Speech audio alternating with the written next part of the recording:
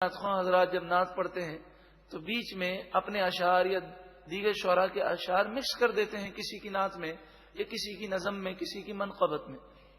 انہوں نے یہ خیال کیا کہ قرآن مجید فرقان حمید کی جو آیات ہیں اسی وزن پر، اسی انداز میں کوئی ایک جملہ عربی کا ہم بیچ میں مکس کر دیں، لیکن یہ اللہ کے کلام کا معجزہ ہے کہ وہ یہ بھی نہ کر سکے۔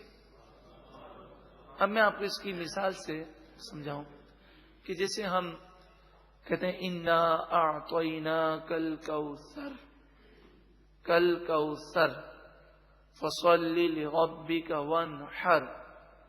اب دیکھیں پہلی آیت میں کوثر وانحر ان شانئک ھو الابتر۔ تو قرآن مجید فرقان حمید کی آیات کے اینڈ میں جو انداز ہے وہ اتنا پیارا ہے، جو پڑھنے میں لطف آتا ہے۔